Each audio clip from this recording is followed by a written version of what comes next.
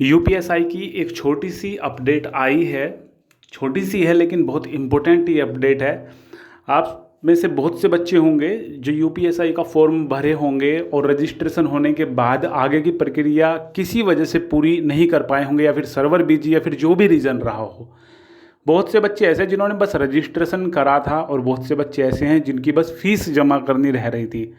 तो ऐसे बच्चे जिनका रजिस्ट्रेशन हो गया था, रजिस्ट्रेशन नंबर पासवर्ड हैं उनके पास, वो आगे की प्रक्रिया पूरी कर पाएंगे 25 जून से लेके 1 तारीख तक। उन्हें एक अंतिम मौका दिया जाएगा कि ऐसे बच्चे या तो फीस जमा जिनकी नहीं हो पाई इस वजह से फॉर्म अधूरा है, या फिर रजिस्ट्रेशन बस हुआ था इस वजह से फॉर्म अधूरा है, वो सारा काम कर पाएंगे। इस नोटिस में एक चीज़ और भी दी गई है कि मान के चलो किसी का कोई ओबीसी में है और उनका जो जाति प्रमाण पत्र है वो अब आया है नया, मतलब 15 जून के बाद, तो वो नहीं चलने का। जबकि डेट उन्होंने बता रखी थी, ठीक है, तो वो ही डेट मान्य रहेगी। ऐसा नहीं कि अब आया है तो अब आप लगा दोगे तो मान्य हो जाएगा।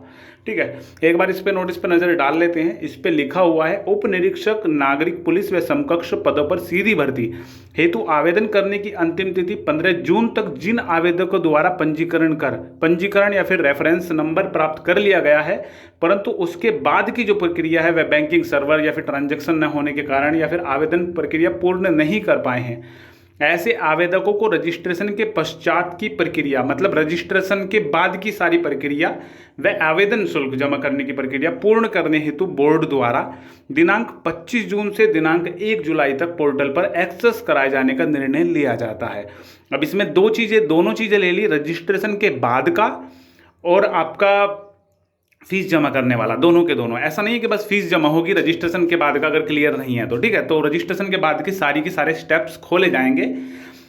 ऊपर जो लिखा है उसके क्रम में ऐसे अभ्यर्थी जिनके द्वारा पंजीकरण या रेफरेंस संख्या प्राप्त कर ली गई है दिनांक 25 से, वही चीज़ है।